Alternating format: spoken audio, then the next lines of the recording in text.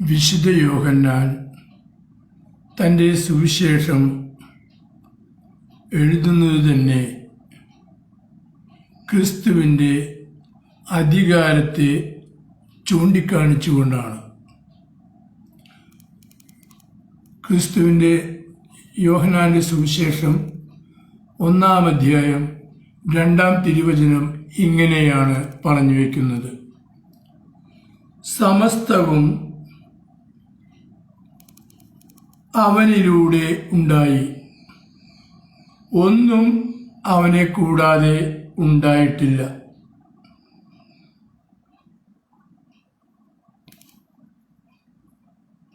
ഈ 2-3 വചനങ്ങൾ, 2-ാമത്തെ തിരുവചനം വളരെ വ്യക്തമായി പറയുന്നു, അവൻ ആദിയിൽ ദൈവത്തോടു കൂടെയായിരുന്നു. ക്രിസ്തു ആദിയിൽ ദൈവത്തോടു കൂടെ ആയിരുന്നു.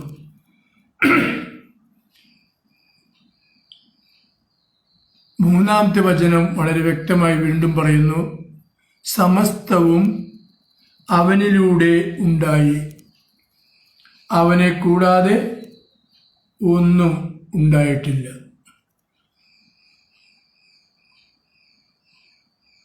അപ്പോൾ അവന് വേണ്ടിയാണ് ഇതെല്ലാം സൃഷ്ടിക്കപ്പെട്ടിരിക്കുന്നത്. അവനാണ് ഇതിൻ്റെ എല്ലാം ശിരസ്, അവകാശി, അധികാരി. ആ യോഹന്നാൻ ഇത് വെളിപ്പെടുത്തിയപ്പോൾ വരച്ചു കാട്ടിയ ചിത്രം വളരെ വ്യക്തമാണ് എല്ലാവർക്കും. ഈ പ്രപഞ്ചം പൂർണ്ണമായും ക്രിസ്തുവിനു വേണ്ടി, ക്രിസ്തുവിനാൽ സൃഷ്ടിക്കപ്പെട്ടു. പിതാവ് കൂടെ ഉണ്ടായിരുന്നു. അതുകൊണ്ടാണ് അവിടുന്ന് ഇങ്ങനെ എഴുതി വച്ചിരിക്കുന്നത് ഉൽപ്പത്തിയുടെ പുസ്തകത്തിൽ, നമുക്ക് നമ്മുടെ ഛായയിലും സാദൃശ്യത്തിലും മനുഷ്യനെ സൃഷ്ടിക്കാം. ആ പുത്രൻ താൻ ഭൂമിയിൽ വന്ന് പിറന്നപ്പോൾ പിതാവിൻ്റെ ഹിതം നിറവേറ്റുവാനായി പാപത്തിൽ വീണുപോയി നശിച്ചുപോയ നരവംശത്തെ വീണ്ടെടുക്കുവാനായി ഭൂമിയിൽ വന്ന് പിറന്നപ്പോൾ തന്നെ സമർപ്പിക്കുകയായിരുന്നു. തൻ്റെ പ്രിയപ്പെട്ട മനുഷ്യകുലത്തിൻ്റെ രക്ഷയ്ക്കായി. അവിടുന്ന് തൻ്റെ തിരഞ്ഞെടുക്കപ്പെട്ട ശിഷ്യന്മാരോട് പറഞ്ഞു, ഞാൻ നിങ്ങൾ എന്നെ തിരഞ്ഞെടുക്കുകയല്ല, ഞാൻ നിങ്ങളെ തിരഞ്ഞെടുക്കുകയാണ്. ഞാനിപ്പോൾ പിതാവിൻ്റെ പക്കലേക്ക് പോവുകയാണ്. ആയതുകൊണ്ട് നിങ്ങൾ എന്നിൽ നിന്നും ശ്രവിച്ച സദ്വാർത്ത, നിങ്ങൾ എന്നിൽ നിന്നും കണ്ട സൽപ്രവൃത്തികൾ ഈ ലോകമെമ്പാടും പോയി ഭൂമിയുടെ 4 അതിർത്തികളും നടന്ന് അവരെ പഠിപ്പിക്കുക.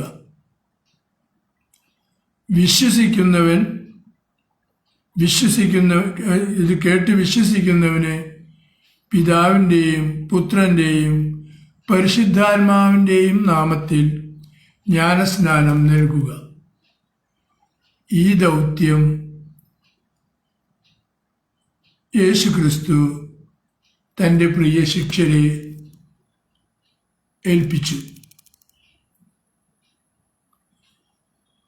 ശിഷ്യരിൽ പ്രമുഖനായി അവിടുന്ന് തിരഞ്ഞെടുത്തത് പത്രോസിനെയായിരുന്നു. പത്രോസിനോട് അവിടുന്ന് പറയുന്നു, പത്രോസ്, നീ പാറയാകുന്നു, നീയാകുന്ന പാറമേൽ ഞാൻ എൻ്റെ സഭ സ്ഥാപിക്കും. അതെ, ഇന്ന് ഭൂമിയിലുള്ള സകല ക്രിസ്തീയ സഭകളുടെയും പരമോന്നതമായ സ്ഥാനം വഹിക്കുന്നവൻ പത്രോസാണ്. എന്നുവെച്ചാൽ പത്രോസ് മരിച്ചുപോയി. പത്രോസിൻ്റെ കൈവപ്പ് വഴി വന്ന പിൻതലമുറക്കാർ, മാർപ്പാപ്പമാർ അത് സ്വമനസ്സാൽ വഹിച്ച് സഭയെ സ്വർഗീയ ജെറുസലേമിലേക്ക് നയിക്കുന്നു. പത്രോസിന് അവിടുന്ന് വേറെയും കുറെ അധികാരങ്ങൾ കൊടുത്തു. പത്രോസിനോട് അവിടുന്ന് പറയുകയാണ്, നീ ഭൂമിയിൽ കെട്ടുന്നതെല്ലാം സ്വർഗത്തിലും കെട്ടപ്പെട്ടിരിക്കും, നീ ഭൂമിയിൽ അഴിക്കുന്നതെല്ലാം സ്വർഗത്തിലും അഴിക്കപ്പെട്ടിരിക്കും. ഈ അവകാശം പത്രോസ് ലീഹ തന്നോട് കൂടെ ചേർന്നവർക്ക്, തിരഞ്ഞെടുക്കപ്പെട്ടവർക്ക് തൻ്റെ കൈവെപ്പ് വഴി വീതിച്ചു കൊടുത്തു. ഭൂമി മുഴുവനും പത്രോസ് ഒറ്റയ്ക്ക് എത്തില്ലല്ലോ. ആ വീതിച്ചു കൊടുക്കപ്പെട്ടവരിലുള്ളവരാണ് ഇന്ന് നാം കാണുന്ന നമ്മുടെ വൈദികർ. അപ്പോൾ ഈ വൈദികനുള്ള അധികാര സീമ മനുഷ്യന് ചിന്തിക്കാവുന്നതിനേക്കാളും എത്രയോ ഉപരിയാണ്. ആ വൈദികന് ഒരു മനുഷ്യനെ നിത്യനാശത്തിൽ നിന്നും രക്ഷിച്ച് നിത്യജീവനിലേക്ക് നയിക്കാൻ ആ വൈദികന് മാത്രമേ കഴിയൂ. കാരണം ഞാൻ ചെളിക്കുഴിയിൽ വീണാൽ, ചതുപ്പിൽ വീണാൽ എനിക്ക് ഒറ്റയ്ക്കൊരിക്കലും രക്ഷപ്പെടാനാകില്ല. രക്ഷിക്കാൻ മറ്റൊരാളുടെ സഹായം ആവശ്യമാണ്. ആ സഹായഹസ്തമാണ് ഈ വൈദികന്റെ കൈകളിൽ ദൈവം ഏൽപ്പിച്ചിരിക്കുന്നത്. ആ വൈദിക ഹസ്തം ഈ വൈദികന്റെ കരത്തിൽ ഏൽപ്പിച്ചിട്ടുണ്ടെന്നുള്ള യാഥാർത്ഥ്യം ഞാൻ തിരിച്ചറിയണം. ഇല്ലെങ്കിൽ, എനിക്കങ്ങനെ ഒരു അറിവ് ലഭിച്ചിട്ടില്ലെങ്കിൽ, വൈദികൻ കരം നീട്ടിയാലും ഞാൻ അവിശ്വസിച്ച് ആ കരം പിടിക്കുകയില്ല. ഫലമോ ഞാൻ അവിടെ കിടന്ന് മരണത്തിന് അർഹനാകും. അപ്പോൾ നാം എന്തു ചിന്തിക്കണം? വൈദികനിൽ ദൈവം കൊടുത്തിരിക്കുന്ന ആ അധികാരം മനസ്സിലാക്കണമെങ്കിൽ എന്തു വേണം? അത് നാം കേൾക്കണം. നാം കേട്ടാൽ മാത്രമേ, കണ്ണുകൊണ്ട് കാണുകയും കാതുകൊണ്ട് കേൾക്കുകയും ചെയ്താൽ മാത്രമേ ഉള്ളിലേക്ക്, നമ്മുടെ ഹൃദയത്തിലേക്ക് ഉൾക്കൊള്ളാനാവൂ. നാം വിശ്വസിക്കണം. അവിശ്വസിയാകാതെ വിശ്വാസിയായിരിക്കുക എന്നാണ് തോമസ് ലീഗയോട് കർത്താവ് അരുളി ചെയ്തത്. നീ കണ്ടതുകൊണ്ട് മാത്രം വിശ്വസിച്ചു, എന്നാൽ കാണാതെ വിശ്വസിക്കുന്നവർ ഭാഗ്യവാന്മാർ. അത് അന്നേരം അവിടുന്ന് പറഞ്ഞത് എന്നെയും നിങ്ങളെയും മറ്റ് എൻ്റെ സഹോദരങ്ങളെയും കുറിച്ചായിരുന്നു. അവിടുന്ന് മുൻകൂട്ടി കണ്ടു. ഇവരെല്ലാവരും മരിച്ചുപോയാലും ഇവർ നൽകിയ സുവിശേഷം വിശ്വസിക്കാനിരിക്കുന്ന ജനതതി, അവന് നിത്യജീവൻ ഉണ്ടെന്നുള്ള യാഥാർത്ഥ്യം, അവനായി നിത്യജീവൻ അർഹനാണെന്ന യാഥാർത്ഥ്യം അവിടുന്ന് സ്ഥാപിക്കുകയായിരുന്നു. നീ എന്നെ കണ്ടതുകൊണ്ട് വിശ്വസിച്ചു, എന്നാൽ കാണാതെ വിശ്വസിക്കുന്നവർ ഭാഗ്യവാന്മാർ എന്ന തിരുവചനത്തിലൂടെ. അത് പ്രിയരെ, ഈ വചനത്തിൻ്റെ വലുപ്പത്തിൽ നിന്നുകൊണ്ട് ചിന്തിക്കുമ്പോൾ ഓരോ ദേശത്തും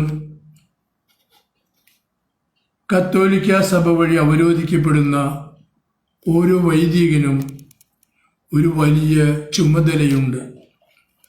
ആ വൈദികൻ സ്വയം സമർപ്പിതനാണ്. ക്രിസ്തുവിനാൽ വിളിക്കപ്പെടാതെ ആ വൈദിക വൃത്തിയിലേക്ക് ആരും കടന്നു വരുന്നില്ല. ആ സുവിശേഷ വേലയിലേക്ക് ആരും തന്നെ കടന്നു വരുന്നില്ല. എൻ്റെ പിതാവിനാൽ വിളിക്കപ്പെടാതെ ആരും എന്നിലേക്ക് വരുന്നില്ല. ഞാൻ നിങ്ങളെ തിരഞ്ഞെടുക്കുകയാണ്, നിങ്ങൾ എന്നെ തിരഞ്ഞെടുക്കുകയല്ല എന്നരുളി ചെയ്ത ക്രിസ്തുവിൻ്റെ വചനം ഈ വൈദികനെ തിരഞ്ഞെടുത്ത് വിളിച്ചു. പത്രോസേ, പൗലോസേ, നീ വരൂ, എൻ്റെ ജനങ്ങളെ, എൻ്റെ ആടുകളെ മേയ്ക്കുക. ആ ദൗത്യമാണ് ഏൽപ്പിക്കപ്പെട്ടിരിക്കുന്നത്. അപ്പോൾ ഞാൻ വസിക്കുന്ന ദേശം എറവ് എന്ന ദേശമാണ്. ഈ എറവ് ദേശത്തേക്ക് ഒരു വൈദികനെ തിരുസഭ അരുളി വിട്ടാൽ ആ വൈദികനെ ഇവിടുത്തെ 1300 ക്രിസ്ത്യാനികൾ മാത്രമാണോ പരിപാലിക്കേണ്ട ചുമതലയുള്ളത്? നാം മുമ്പേ കേട്ട തിരുവചന പ്രകാരം അവന് വേണ്ടി അവനാൽ സർവ്വതും സൃഷ്ടിക്കപ്പെട്ടു, എല്ലാ അധികാരങ്ങളും അവൻ്റെ കീഴിലാണ്. ഈ വചനപ്രകാരം എന്തു വേണം? ഈ വൈദികൻ ആ ഏറ്റെടുക്കുന്ന ഇടവകയുടെ അതിൻ്റെ ചുറ്റുമുള്ള ദേശത്തിൻ്റെയും രക്ഷകനായി വർത്തിക്കണം. ആ വൈദികന് ആ ദേശത്തെ രക്ഷിക്കാനുള്ള ബാധ്യതയുണ്ട്. അവിടെ ക്രിസ്തുവിനെ അറിഞ്ഞവരും അറിയാത്തവരും ഉണ്ടായിരിക്കും. അറിഞ്ഞവരെ കൂട്ടിച്ചേർക്കുന്നത് വഴി അറിയാത്തവരെയും കൂടി ആ ഗണത്തിലേക്ക് ആകർഷിക്കണം.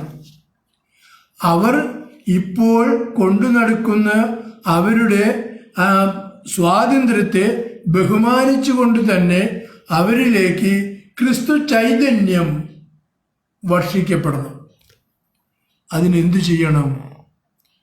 ഈ വൈദികൻ മേടയിൽ ഉറങ്ങാൻ വളരെ കുറച്ച് സമയമേ ഉപയോഗിക്കാൻ പാടുള്ളൂ. ഉറങ്ങാൻ സമയമില്ല അവന്. കാരണം അവൻ്റെ മുമ്പിൽ വലിയൊരു ജനസമൂഹം രക്ഷിക്കപ്പെടാനുള്ളത് കാത്തു നിൽക്കുകയാണ്. ആരെന്നെ രക്ഷിക്കും, ഞങ്ങളെ ആര് രക്ഷിക്കും എന്നുള്ള മുറവിളിയോടുകൂടി നിൽക്കുകയാണ്. വചനം പഠിപ്പിക്കുന്നു, ജനക്കൂട്ടത്തെ കണ്ടപ്പോൾ അവൻ അവരോട് അലിവ് തോന്നി. അതെ, ഈ വൈദികനിലും ഈ അലിവുണരണം. ഈ വൈദികനിൽ ഈ അലിവുണരണം. അവരുടെ വിശ്വാസങ്ങൾ അനവധിയുണ്ട്. അവർ വിജാതീയരായിരിക്കാം, സ്വജാതീയരായിരിക്കാം, മറ്റുള്ള എന്ത് അവസ്ഥയിലാണോ എന്നുള്ളതല്ല വൈദികന്റെ കാഴ്ചപ്പാട്. വൈദികൻ ക്രിസ്തുവിനെ കൊടുക്കുന്നവനാണ്. ക്രിസ്തുവിന്റെ ശരീര രക്തങ്ങൾ നിത്യജീവൻ വേണ്ടി നൽകുന്നവനാണ്. അപ്പോൾ വൈദികൻ ഇറങ്ങി വരണം.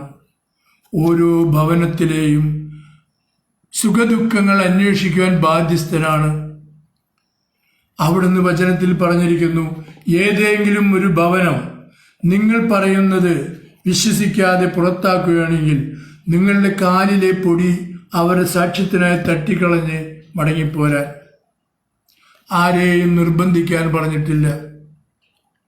ആർക്കും പണം കൊടുത്ത് വശീകരിക്കാൻ പറഞ്ഞിട്ടില്ല.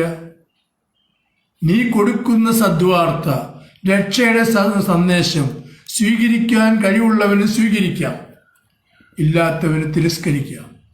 തിരസ്കരിക്കുന്നവരുടെ ഭവനത്തിൽ നിന്ന് ഇറങ്ങുമ്പോൾ ആ കാലിലെ പൊടി തട്ടിക്കളയാൻ പറഞ്ഞിരിക്കുന്നു. നീ ഒരു ഭവനത്തിലേക്ക് കടന്നു ചെല്ലുമ്പോൾ നിന്നോട് പറഞ്ഞിരിക്കുന്നു, ഈ ഭവനത്തിന് ക്രിസ്തുവിൻ്റെ നാമത്തിൽ സമാധാനം ആശംസിക്കാൻ. സമാധാനം ആഗ്രഹിക്കുന്ന ഒരു വ്യക്തിത്വം അവിടെയുണ്ടെങ്കിൽ ആ സമാധാനം ആ ഭവനത്തിൽ അധിവസിക്കും. ഇല്ലെങ്കിൽ തിരിച്ച് നിങ്ങളിലേക്ക് തന്നെ മടങ്ങും. അത് പുരോഹിതന്റെ ബാധ്യതയാണ് വചനം മറ്റുള്ളവർക്ക് പകർന്നു കൊടുക്കൽ. പുരോഹിതൻ ബലിയർപ്പിക്കുമ്പോൾ അവനോടുകൂടെ സഹപുരോഹിതരായി ബലിയർപ്പിക്കുന്നവരാണ് ക്രിസ്ത്യാനികൾ. ഈ ബാധ്യത അവനുമുണ്ട്. ഓരോ ക്രിസ്ത്യാനിക്കും വചനം പങ്കുവെക്കാനുള്ള ബാധ്യതയുണ്ട്. നീ രക്ഷിക്കപ്പെട്ടതുപോലെ എൻ്റെ സഹോദരങ്ങൾ രക്ഷിക്കപ്പെടണമെന്ന് നീ ആഗ്രഹിച്ചുകൊണ്ട് നീ ശ്രവിച്ച വചനം അവർക്ക് പകർന്നു കൊടുക്കാൻ ബാധ്യസ്ഥനാണ്. അതുവഴി ദൈവത്തിൻ്റെ സദ്വാർത്ത ലോകം മുഴുവനും അറിഞ്ഞിടും. നിന്നെ തള്ളിപ്പറയുന്നവരുണ്ടാകാം, ഉപേക്ഷിക്കുന്നവരുണ്ടാവാം, ഭ്രാന്തനെന്ന് വിളിക്കുന്നവരുണ്ടാകാം, അധിക്ഷേപിക്കുന്നവരുണ്ടാകാം. നിന്റെ ദൃഷ്ടി അവരിലായിരിക്കരുത്. നിന്റെ ദൃഷ്ടി പൂർണ്ണമായും നിന്റെ ക്രിസ്തുവിലായിരിക്കണം. നീ നിന്റെ കണ്ണുകൊണ്ട് നിന്റെ മുൻപിൽ നിൽക്കുന്ന സഹോദരനെ വീക്ഷിക്കുമ്പോൾ ക്രിസ്തുവിന്റെ മുഖമാണ് അവനിൽ കാണേണ്ടത്. അപ്പോൾ അവന്റെ അധിക്ഷേപങ്ങൾ നിന്നെ സ്പർശിക്കുകയില്ല. മറിച്ച് നീ ഈ ലോകത്തെ കണ്ടാൽ ഈ അധിക്ഷേപങ്ങളെല്ലാം നിന്റെ തോളിലേറ്റപ്പെടും. അതിനാൽ പ്രിയ സഹോദരങ്ങളെ, ഈ ചുരുങ്ങിയ സമയം ഞാൻ നിങ്ങൾക്ക് വേണ്ടി ഉപയോഗിക്കുന്നത് എനിക്ക് വേണ്ടി ഉപയോഗിക്കുകയല്ല, ക്രിസ്തുവിന് വേണ്ടി ഉപയോഗിക്കുകയാണ്. എന്നെ ഏൽപ്പിച്ച ദൗത്യം ഞാൻ പൂർത്തീകരിക്കാൻ ബാധ്യസ്ഥനാണ്. അതുകൊണ്ട് ഞാൻ നിങ്ങളുമായി പങ്കുവയ്ക്കുന്നു. ആകാശത്തിന് താഴെ ഭൂമിക്ക് മുകളിൽ രക്ഷയ്ക്കായി മനുഷ്യകുലത്തിൻ്റെ സമഗ്രമായ മോചനത്തിനായി ഒരു നാമം മാത്രമേ ഉച്ചരിക്കപ്പെടുന്നുള്ളൂ. അതാണ് സാക്ഷാൽ യേശുനാമം. ബത്ലഹേമിൽ കാലിത്തൊഴുത്തിൽ പിറന്നു വീണ ഉണ്ണിയേശുവിൻ്റെ നാമം. അവൻ കുരിശുമരണം തെരഞ്ഞെടുക്കുകയായിരുന്നു. അവൻ തന്നെ സമർപ്പിക്കുകയായിരുന്നു. അന്നാട്ടിൽ കൂടിയവരെല്ലാം അവനെ കണ്ടപ്പോൾ ആക്രോശിച്ചു, അവനെ അധിക്ഷേപിച്ചു, അവനെ കല്ലെറിഞ്ഞു, അവൻ്റെ മുഖത്തടിച്ചു, മുഖത്ത് തുപ്പി, അനവധിയായ പീഡകൾ ഏൽപ്പിച്ചു. അവിടുന്നെല്ലാം സഹിച്ചു, ഏറ്റെടുത്തു, പിതാവിനോട് അപേക്ഷിക്കുന്നു, ഇവർ, ഈ എൻ്റെ മുമ്പിൽ നിൽക്കുന്ന ഇവർ ചെയ്യുന്നത് എന്താണെന്ന് ഇവർക്ക് അറിഞ്ഞുകൂടാ പിതാവേ. ആരെയാണ് ഇവർ ഉപദ്രവിക്കുന്നതെന്ന് അറിഞ്ഞുകൂടാ. ഇവരെന്താണ് ചെയ്യുന്നതെന്ന് ഇവർക്ക് അറിഞ്ഞുകൂടാ. അറിവില്ലായ്മയാണ് ഇവരോട് പൊറുക്കണമേ.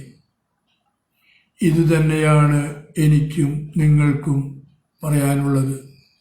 അനവധി ആൾക്കാർ നമ്മെ വാരിയെറിയും, ചെളിവാരിയെറിയും, ആക്ഷേപിക്കും, അധിക്ഷേപിക്കും. എല്ലാം യാഥാർത്ഥ്യമാണ്. അവിടുന്ന് ഇങ്ങനെയാണ് പറഞ്ഞു വെച്ചത്, ഗുരുവിൻ്റെ അവസ്ഥ ഇങ്ങനെയെങ്കിൽ ശിഷ്യൻ്റെ അവസ്ഥ എങ്ങനെയായിരിക്കും? പച്ചമരത്തോട് ഇങ്ങനെയാണ് പ്രവർത്തിക്കുന്നതെങ്കിൽ ഉണക്കമരത്തിൻ്റെ അവസ്ഥ എന്തായിരിക്കും? അപ്പോൾ അവിടുന്ന് നമ്മളെ വളരെ വ്യക്തമായി പഠിപ്പിച്ചു തരികയാണ്, ഇതെല്ലാം കണ്ട് നീ പകയ്ക്കരുത്, വ്യസനിക്കരുത്, നീ എന്നിൽ മാത്രം ദൃഷ്ടി ഉറപ്പിക്കുക. അപ്പോൾ ഈ മേൽപ്പറഞ്ഞ വൈദികന് ഏൽപ്പിക്കപ്പെട്ടുള്ള ദൗത്യം പൂർത്തീകരിക്കുവാൻ ആ വൈദികൻ തൻ്റെ ദേശത്തെ സർവജനങ്ങളുടെയും അധികാരിയാകണം. അത് അധികാരമെല്ലാം ക്രിസ്തുവിൽ നിക്ഷിപ്തമാണ്. ക്രിസ്തുവാണ് ഈ അധികാരം ഈ വൈദികന് കൊടുത്തത്. ഈ അറബ് ദേശത്തേക്ക് ഒരു വൈദികനെ നിയോഗിക്കപ്പെടുമ്പോൾ ആ വൈദികന് ക്രിസ്തുവിൻ്റെ എഴുതപ്പെടാത്ത ഒരു അധികാരം കൂടി നൽകപ്പെടുന്നു. നീ ഈ പോകുന്ന ദേശത്ത് എല്ലാ മനുഷ്യരെയും എൻ്റെ സദ്വാർത്ത അറിയിച്ച് വിശ്വസിക്കുന്നവരെ സ്നാനപ്പെടുത്തുക, ഇല്ലാത്തവരെ, വിശ്വസിക്കാത്തവരെ വിട്ടേക്കുക. ആ ഭാരിച്ച ചുമതല വൈദികൻ വഹിക്കണം. ഒരു പടി കൂടി മുന്നോട്ട് പോയാൽ കാണാം, അവിടുന്ന് പറഞ്ഞിരിക്കുന്നു, നിങ്ങൾ മടിശീലയോ 2 ചെരുപ്പോ 2 ഉടുപ്പോ കരുതേണ്ട, കയ്യിൽ വടിയോ കരുതേണ്ട. നിങ്ങൾ എവിടെ ചെല്ലുന്നുവോ അവിടെ നിങ്ങൾക്ക് സംരക്ഷണം ഒരുക്കിയിരിക്കും. അവിടെ വിട്ടു പോരുമ്പോൾ എല്ലാം അവിടെ ഇട്ട് പോരുക. അത് ഓരോ വൈദികനെ ഒരു ഇടവകയ്ക്ക് നിയോഗിച്ചു കൊടുത്താൽ ആ ഇടവകയിലെ ക്രിസ്ത്യാനികളായ ജനം വേണം ആ വൈദികനെ പരിപാലിക്കാൻ. കാരണം മാതാപിതാക്കളെയും ബന്ധുമിത്രങ്ങളെയും ഉടയവരെയും ഉറ്റവരെയും ഉപേക്ഷിച്ചിട്ടാണ് ഈ വൈദികൻ ക്രിസ്തുവിൻ്റെ പുറകെ ഇറങ്ങിത്തിരിച്ചത്, ക്രിസ്തുവിൻ്റെ വിളി കേട്ട് കടന്നു വന്നത്. അവനെ പരിപാലിക്കാനുള്ള ദൗത്യം ക്രിസ്ത്യാനികളായ ഓരോ വ്യക്തിത്വത്തിനുമുണ്ട്. അവരാണ് ഈ വൈദികന്റെ ഭൗതിക ആവശ്യങ്ങൾ നിറവേറ്റി കൊടുക്കേണ്ടത്. കാരണം ഈ വൈദികന്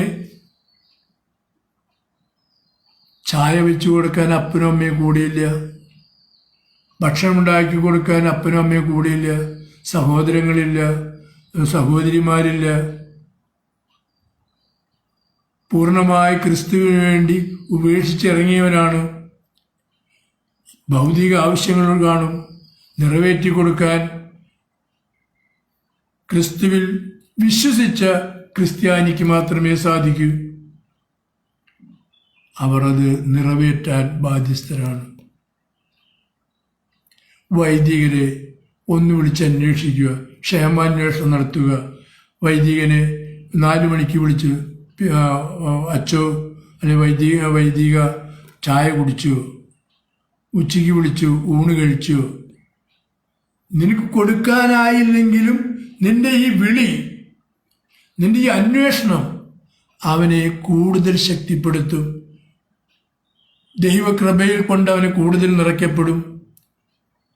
അവൻ തന്നെ സ്നേഹിക്കുന്ന ജനത്തിനു വേണ്ടി തന്നെ പൂർണ്ണമായി സമർപ്പിക്കും. ഈ ബോധ്യം ക്രിസ്ത്യാനിക്ക് ഉണ്ടായിരിക്കണം. എന്നാലേ ക്രിസ്ത്യാനിയാവുകയുള്ളൂ.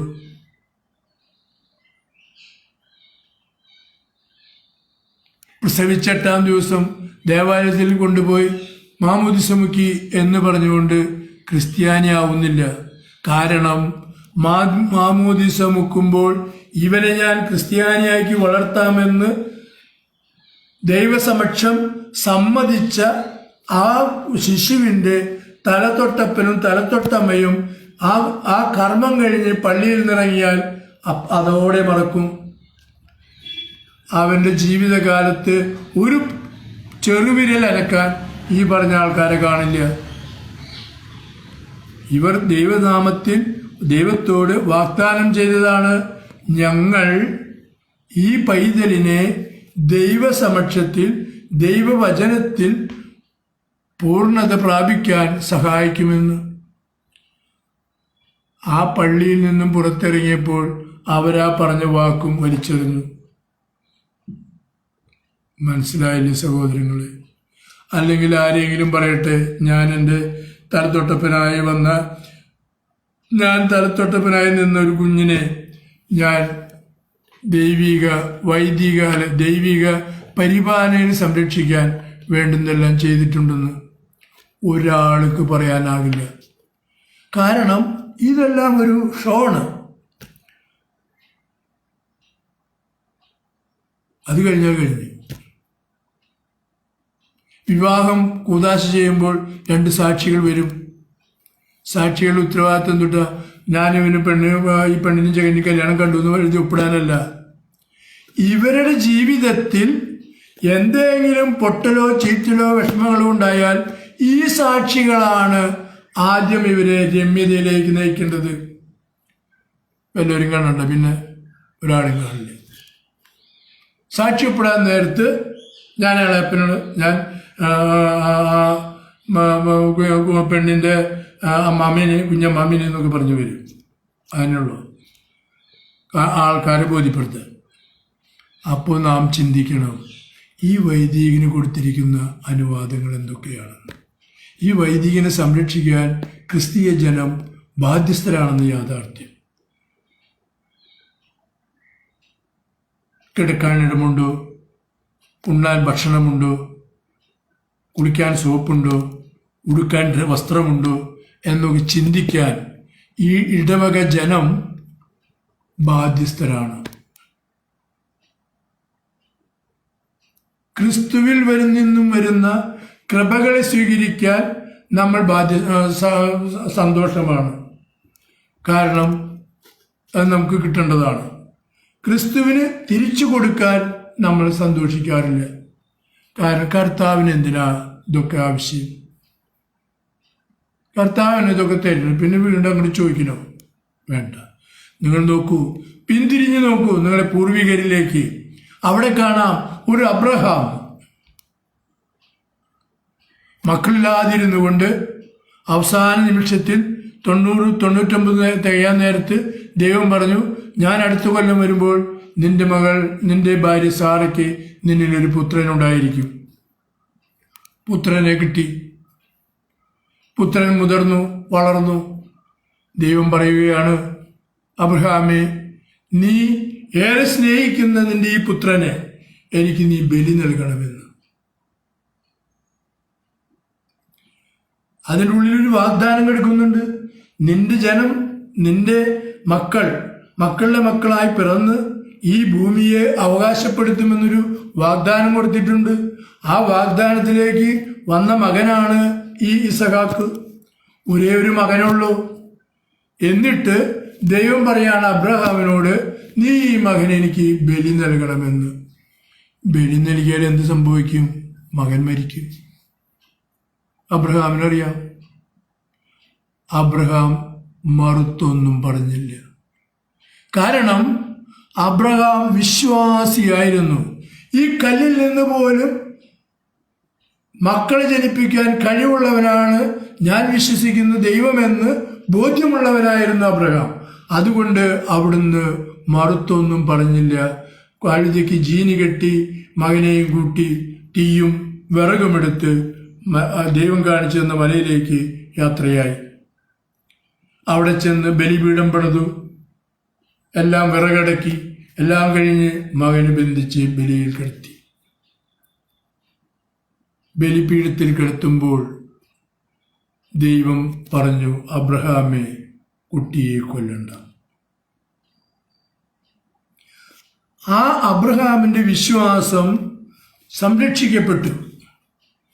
ഇതുതന്നെയാണ് ഒരു വൈദികനെ, ഒരു വിശ്വാസി സംരക്ഷിക്കുമ്പോഴും ഉണ്ടാകുന്ന സംരക്ഷണം. ദൈവത്തിൻ്റെ തെരഞ്ഞെടുക്കപ്പെട്ട അമൂല്യനിധിയാണ് ഈ വൈദികൻ. ഈ വൈദികനെതിരെ നീ ദുഷിച്ച കണ്ണുകൊണ്ട് നോക്കുമ്പോൾ ദൈവം ശ്രദ്ധിക്കുന്നു. നിന്റെ അതരം വൈദികനെതിരെ ചലിക്കുമ്പോൾ ദൈവം ശ്രദ്ധിക്കുന്നു. കാരണം ഞാൻ അഭിഷേകിച്ചവനെ, അഭിഷേകം ചെയ്തു കൊടുത്ത് വിട്ടവനെ, എൻ്റെ അഭിഷിക്തരെ വിധിക്കാൻ നീ ആരാണ്? എൻ്റെ പുരോഹിതന്മാർക്ക് നേരെ കൈവാങ്ങാൻ നീ ആരാണ്? അവിടുന്ന് വളരെ വ്യക്തമായി പഴയ നിയമത്തിൽ പറഞ്ഞു വെച്ചിട്ടുണ്ട്. പുരോഹിതരെ എതിരെ അതരമോ കണ്ണോ ചലിച്ചാൽ ദൈവം അപ്പാട് നശിപ്പിക്കും. അപ്പോൾ പുരോഹിതനെ സംരക്ഷിക്കേണ്ട ചുമതല എല്ലാ ക്രിസ്ത്യാനികളുടേതുമാണ്. അവനുണ്ടോ, ഉറങ്ങിയോ, അവന് രോഗം വന്നോ, അവൻ്റെ സ്ഥിതിയും അവൻ്റെ ആത്മീയ സ്ഥിതിയും നാം സശ്രദ്ധം വീക്ഷിക്കാൻ ബാധ്യസ്ഥരാണ്.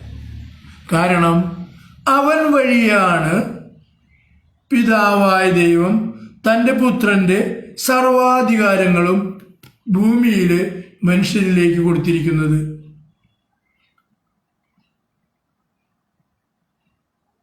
അപ്പോ അവൻ സർവാധികാരിയാണ്. ഈ ദേശത്തിൻ്റെ അധികാരിയാണ്. ഈ ദേശത്തെ ശിക്ഷയ്ക്ക് വിധിക്കാനും രക്ഷയ്ക്ക് വിധിക്കാനുള്ള അധികാരം അവനിൽ നിക്ഷിപ്തമാണ്. ഈ യാഥാർത്ഥ്യം ക്രിസ്ത്യാനിയായി നീ മാത്രം ശ്രവിച്ചാൽ പോരാ. ഈ രക്ഷയുടെ സന്ദേശം നീ നിന്റെ ചുറ്റുമുള്ള സഹോദരങ്ങളിലേക്ക് പകർന്നു കൊടുക്കണം. അങ്ങനെ നീയും നിന്റെ സഹോദരങ്ങളും നിന്റെ വൈദികനും ഒരു സമൂഹമായി ദൈവത്തെ ആരാധിക്കണം. ഓരോ വ്യക്തികൾക്കും അവരുടേതായ സ്വാതന്ത്ര്യം ദൈവം കൊടുത്തിട്ടുണ്ട്. ഒരു കുഞ്ഞ് ഒരു സ്ത്രീയിൽ ജനിക്കുന്നതിന് മുമ്പ് തന്നെ ദൈവം തൻ്റെ മാലാഖയെ അയച്ച് ആ സ്ത്രീയോട് ചോദിക്കുന്നു, എൻ്റെ പൈതലിനെ ഗർഭം ധരിക്കാൻ നിനക്ക് സമ്മതമാണോ? അല്ല എന്ന് പറഞ്ഞാൽ ഗർഭിണിയാവുകയില്ല. ആണ് എന്ന് പറഞ്ഞാൽ മാത്രമേ ഗർഭം ധരിക്കൂ. പരിശുദ്ധ അമ്മയോട് അങ്ങനെയാണ് മാലാഖ ചോദിച്ചത്. മറിയമേ, നന്മ നിറഞ്ഞവളെ, സ്വസ്തി, കർത്താവ് നിന്നോടുകൂടെ. മറിയം അന്താളിച്ചുപോയി. എന്താണ് ഈ അഭിവാദനം? എന്താണ്? അപ്പോൾ മാലാഖ പറഞ്ഞു, ദൈവം നിന്നെ അനുഗ്രഹിച്ചിരിക്കുന്നു, കർത്താവ് നിന്നിൽ വസിക്കുന്നു. നീ ഗർഭം ധരിച്ചൊരു പുത്രനെ പ്രസവിക്കും. അവന് യേശു എന്ന് നാമം കൊടുക്കണം. യേശു എന്ന നാമം സർവ്വജനപദങ്ങൾക്കും രക്ഷയുടെ നാമമാണ്. മറിയം ചോദിച്ചു, ഞാൻ പുരുഷനെ അറിയുന്നില്ലല്ലോ. ശരിയല്ലേ? മറിയത്തിൻ്റെ പിഞ്ചു മനസ്സ്, ആ നിഷ്കളങ്കമായ മനസ്സ് അങ്ങനെ ചിന്തിച്ചതിൽ തെറ്റുണ്ടോ? നമ്മളായാലും ഇങ്ങനെയല്ലേ ചിന്തിക്കൂ. ഉടനടി മാലാഖ വിസ്തരിച്ചു കൊടുക്കുകയാണ്. പരിശുദ്ധാത്മാവ് നിന്റെ മേൽ വരും, അതിനാൽ നീ ഗർഭം ധരിക്കുന്ന ശിശു പരിശുദ്ധൻ എന്ന് വിളിക്കപ്പെടും. നിന്റെ ചാർച്ചക്കാരി എലിസബത്തിന് ഇത് 6-ാം മാസമാണ്. വന്ധ്യയെന്ന് വിളിച്ചിരുന്ന അവൾക്കിത് 6-ാം മാസമാണ്. ദൈവത്തിന് അസാധ്യമായി ഒന്നുമില്ല എന്ന് അവിടുന്ന് സന്നിഗ്ധം അത് ആ മറിയത്തോട് പറയുന്നു. മറിയം ഉടനടി കൈകൂപ്പി, ഇതാ കർത്താവിൻ്റെ ദാസി, അവിടുത്തെ ഹിതം പോലെ എന്നിൽ ഭവിക്കട്ടെ. ഇതാണ് നമ്മൾക്ക് ആവശ്യം. സദ്വാർത്ത കേട്ടാൽ നാം നമ്മെ തന്നെ സമർപ്പിച്ച്, ഇതാ ഈ സദ്വാർത്ത എന്നിൽ മാംസം ധരിക്കട്ടെ എന്നേറ്റു പറയണം. ആമേൻ പറയാൻ ബാധ്യസ്ഥരാ. അപ്പോൾ ദീർഘിപ്പിക്കുന്നില്ല. പ്രിയ സഹോദരങ്ങളെ, നിങ്ങൾക്ക് ലഭിച്ചിരിക്കുന്ന ഒരു വൈദികൻ നിങ്ങളുടെ ദേശത്തുണ്ട്. ഈ വൈദികൻ നിങ്ങളുടെ സ്വന്തമാണ്. രക്ഷയുടെ ദൂതുമായാണ് അവൻ വന്നിരിക്കുന്നതെന്ന യാഥാർത്ഥ്യം തിരിച്ചറിഞ്ഞുകൊണ്ട് അവനെ അനുഗമിക്കുക, അവനെ ശ്രവിക്കുക, അവനെ വീക്ഷിക്കുക, അവനോടുകൂടെ ഒന്നായി രക്ഷ പങ്കിടാൻ ദാഹത്തോടെ സമീപിക്കുക. ഇത്രയാണ് എനിക്ക് പറയാനുള്ളത്. ഈ സദ്വാർത്ത നിങ്ങൾ സന്തോഷപൂർവ്വം സ്വീകരിക്കുന്നെങ്കിൽ മറ്റുള്ളവർക്കും കൂടി പകർന്നു കൊടുക്കുക. എല്ലാവരും ഈ സദ്വാർത്തയ്ക്ക് യോഗ്യരാണ്. എല്ലാവരും ഈ സദ്വാർത്ത സ്വീകരിക്കാൻ യോഗ്യരാണ്. ആഗ്രഹിക്കുന്നവർക്കെല്ലാം ഇത് ദാനമായി കിട്ടുന്നതാണ്. ഇത് വെറും ദാനമാണ്. ഇത് വെറും ഫ്രീ ആണ്. നിത്യജീവൻ എല്ലാവർക്കും വെറുതെയാണ്, വിലയ്ക്കല്ല. ഇത് ഷോപ്പിംഗ് മാളിലല്ല കച്ചവടം ചെയ്യുന്നത്. സമാധാനം പരിശുദ്ധാത്മാവിൻ്റെ സമ്മാനമാണ്. അത് 10 പൈസ കൊടുക്കാതെ വെറുതെ കിട്ടുന്നതാണ്. ഒന്ന് മാത്രമേ വേണ്ടൂ, നിനക്ക് ആഗ്രഹം വേണം. നിന്റെ ഹൃദയത്തിൽ ആശ വേണം, ആഗ്രഹം വേണം. എനിക്ക് രക്ഷപ്പെടണമെന്ന്. ഞാൻ കിടക്കുന്നത് ചതുപ്പുകുഴിയിലാണ്, എനിക്ക് സ്വയം രക്ഷപ്പെടാനാകില്ല എന്ന യാഥാർത്ഥ്യം തിരിച്ചറിഞ്ഞുകൊണ്ട് നീ നിലവിളിക്കണം, ദൈവമേ, യേശുവേ, എന്നെ രക്ഷിക്കണമേ എന്ന്. അത് നിന്റെ ബാധ്യതയാണ്. അപ്പോൾ എല്ലാവർക്കും ഒരിക്കൽ കൂടി സ്തുതി പറഞ്ഞുകൊണ്ട് പിതാവിനും പുത്രനും പരിശുദ്ധാത്മാവിനും ഇപ്പോഴെപ്പോഴും സ്തുതി ഉണ്ടായിരിക്കട്ടെ. ആമേൻ.